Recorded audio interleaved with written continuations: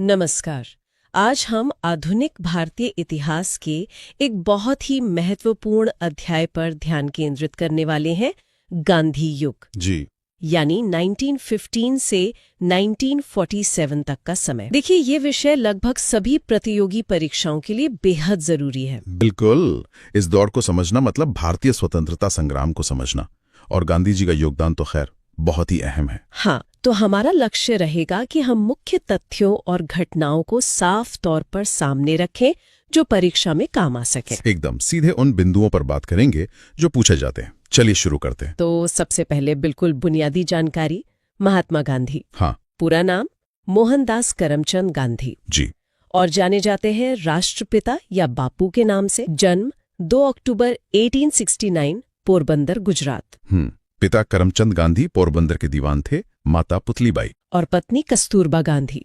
4 बेटे थे उनके, हरिलाल, मणिलाल, रामदास, देवदास गांधी। हाँ, ये नाम याद रखने चाहिए। और हाँ, एक जरूरी बात, उन्हें राष्ट्रपिता किसने कहा था, ये अक्सर पूछा जाता है। ये सुभाष चंद्र बोस ने कहा था, है ना? बिल्कुल सही, सुभाष चंद्र बोस ने। और 2 अक्टूबर को अब क्या मनाया जाता है? अंतर्राष्ट्रीय अहिंसा दिवस। जी, अंतर्राष्ट्रीय अहिंसा दिवस। संयुक्त राष्ट्र ने 2007 में इसे घोषित किया था। ये भी एक इम्पोर्टेंट फैक्ट है। अच्छा, तो ये तो हुई उनके परिवार और जन्म की बात। शिक्षा की बात करें तो देखिए, शुरुआती पढ़ाई तो पोरबंदर में ही हुई। अच्छा। लेकिन फिर वो उच्च शिक्षा के लिए, मतलब कानून की पढ़ाई के लिए इंग्लैंड गए, यूनिवर्सिटी कॉलेज ऑफ लंदन।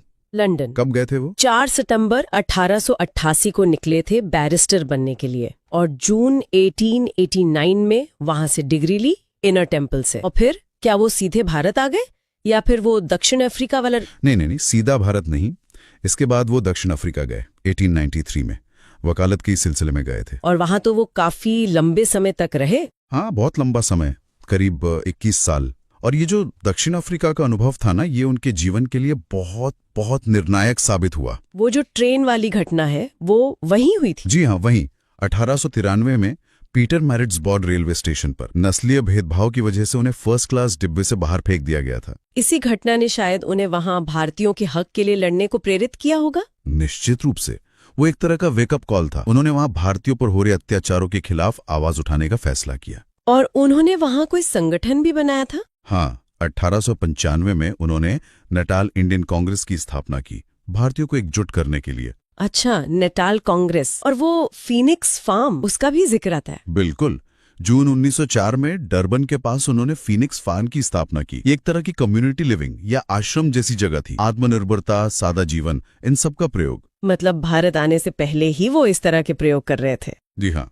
और सत्याग्रह का पहला प्रयोग भी उन्होंने दक्षिण अफ्रीका में ही किया था, 1906 में, एशियाई रजिस्ट्रेशन एक्ट के खिलाफ। तो भारत आने से पहले ही उनके तरीके विकसित हो रहे थे। अच्छा, उनके गुरु कौन माने जाते हैं? राजनीतिक गुरु? राजनीतिक गुरु तो गोपाल कृष्ण गोखले थे। और आध्यात्मिक गुरु मानते थे रायचंद्र भाई को, जिन्हें श्रीमद राजचंद्र भी कहते हैं। और दार्शनिक तौर पर लियो टॉल्स्टॉय से बहुत प्रभावित थे। हाँ, टॉल्स्टॉय की किताब the kingdom of God is with in you और जॉन रस्किन के अनटू दिस लास्ट का जिक्र होता है। बिल्कुल, इन किताबों ने उन्हें बहुत गहराई से प्रभावित किया। अनटू दिस लास्ट से तो इतने प्रभावित थे कि उसका गुजराती में अनुवाद भी किया, सर्वोदय नाम से। सर्वोदय यानी सबका उदय? हाँ, सबका भला, सबका विकास। ये उनके सामाजिक आर्थिक विचारों का आधार बना। तो फिर वो भारत कब लौटे? 21 साल बाद? 9 जनवरी 1915 को। और इसी दिन को अब हम प्रवासी भारतीय दिवस के रूप में मनाते हैं। हाँ, प्रवासी भारतीय दिवस। अच्छा, भारत आकर उन्होंने सीधे राजनीति शुरू कर दी? नहीं, गोखले जी ने उन्हें सलाह दी थी कि पहले 1 साल पूरे भारत का भ्रमण करो, देश को समझो। तो उन्होंने वही किया। उनकी पहली बड़ी पब्लिक अपीयरेंस कहाँ हुई थी? ये भी सवाल आता है परीक्षाओं में। हाँ, ये महत्वपूर्ण है। फरवरी 1916 में बनारस हिंदू यूनिवर्सिटी यानी BHU के उद्घाटन समारोह में। वहां उन्होंने जो भाषण दिया, उसने सबका ध्यान खींचा। और फिर भारत में पहला सत्याग्रह चंपारण का नाम आता है? बिल्कुल, 1917 बिहार का चंपारण, नील किसानों की जो समस्याएं थी, तिनकठिया सिस्टम, उसको लेकर। और ये सफल रहा? हाँ, ये सफल रहा। और इसी सत्याग्रह के दौरान रविंद्रनाथ टैगोर ने उन्हें महात्मा की उपाधि दी थी। अच्छा, ये भी इम्पोर्टेंट है कि महात्मा की उपाधि टैगोर ने दी थी चंपारण के समय। जी। फिर 1918 में 2 और महत्वपूर्ण आंदोलन हुए, अहमदाबाद और खेड़ा वाले। हाँ, पहले अहमदाबाद मिल मजदूरों का आंदोलन।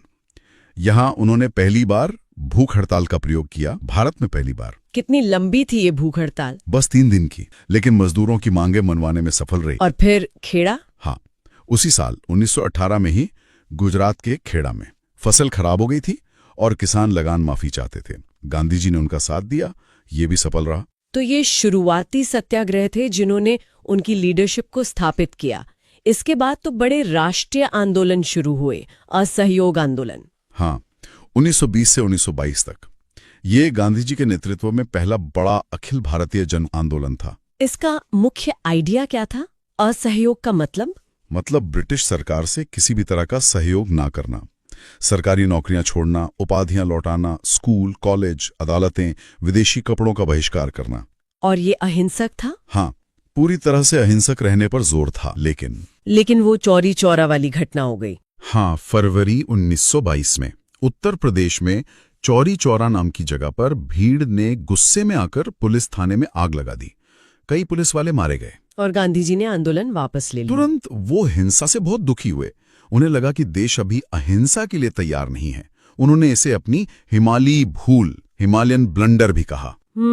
इसके बाद फिर सविनय अवज्ञा आंदोलन का दौर आया, दांडी मार्च वाला। जी, 1930s में सिविल डिसोबीडियंस मूवमेंट।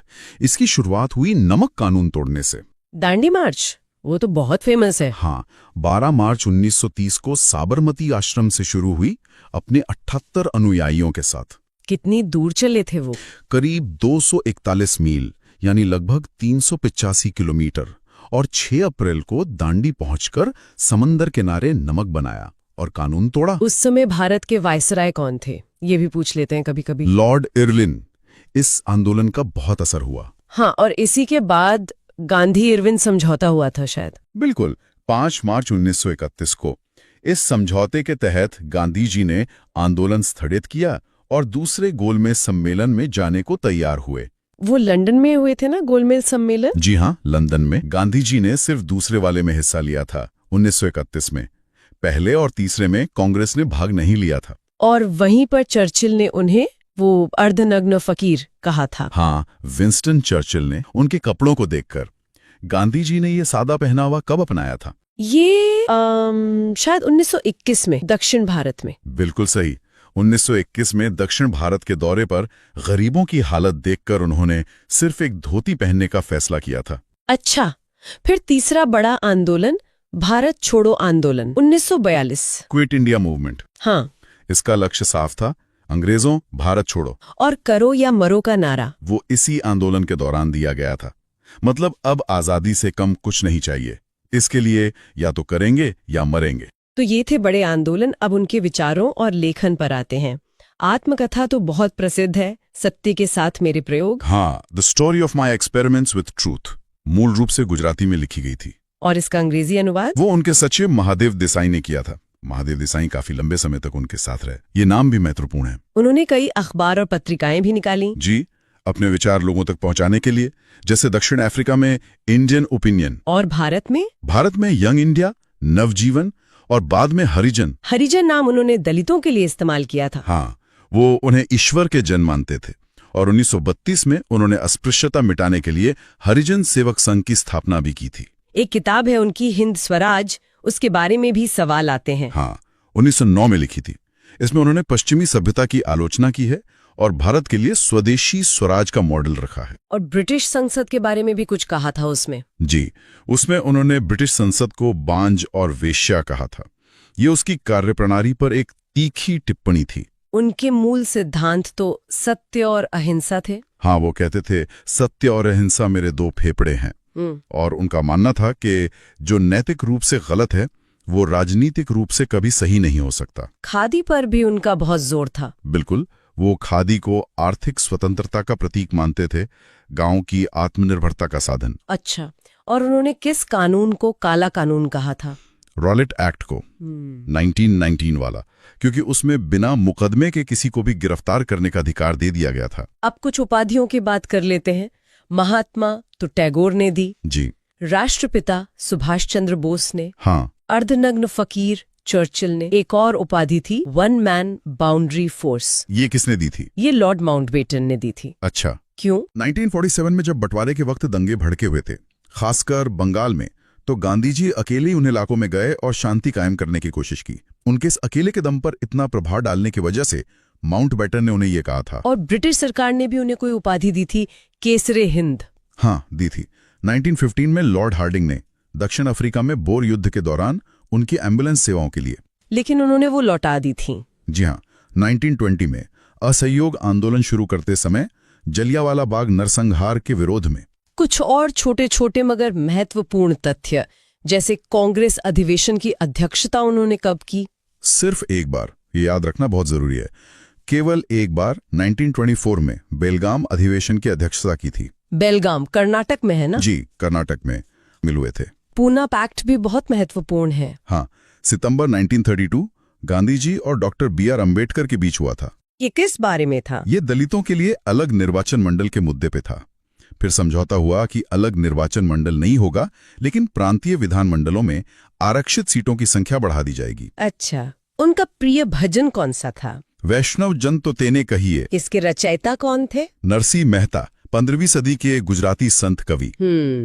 और गांधी जी का एक कथन है स्वाद को लेकर। हाँ, वो कहते थे, स्वाद का वास्तविक स्थान जीवा नहीं बल्कि मन है। टाइम मैगजीन ने उन्हें पर्सन ऑफ द ईयर कब चुना था? 1930 में। और उनकी दांडी मार्च की तुलना नेपोलियन की यात्रा से किसने की? सुभाष चंद्र बोस ने, नेपोलियन की एल्बा से पेरिस वापसी की यात्रा से। जी। अच्छा, फीनिक्स फार्म की स्थापना तो हमने बात की डरबन में 1904 में। जी हाँ। और फिर गांधी जी युग का अंत। हाँ, 30 जनवरी 1948 दिल्ली के बिड़ला हाउस में प्रार्थना सभा के लिए जा रहे थे, जब नाथूराम गोडसे ने गोली मारकर उनकी हत्या कर दी। इस दिन को शहीद दिवस के रूप में मनाते हैं। जी, शहीद दिवस। उनकी समाधि राजघाट दिल्ली में है और उनकी मृत्यु पर नेहरू जी ने कहा था, हमारे जीवन से प्रकाश चला गया है। तो ये थी गांधी युग से जुड़ी कुछ बहुत ही खास जानकारी, जो परीक्षाओं के नजरिए से काफी अहम है। हमने उनकी जीवन, आंदोलनों, विचारों और दूसरी महत्वपूर्ण बातों को संक्षेप में देखा। हाँ, ये तथ्य निश्चित रूप से तैयारी में मददगार साबित होंगे। मुख्य बातें हैं ये सब। तो जैसा कि हमने कहा था, जाते जाते एक आसान सा सवाल आज की चर्चा से। पूछिए। महात्मा गांधी के राजनीतिक गुरु कौन थे? इस पर सोचिएगा और अपनी तैयारी जारी रखिए। विश्वसनीय स्रोतों से पढ़ते रहिए। बिल्कुल। आज के लिए इतना ही। धन्यवाद। धन्यवाद।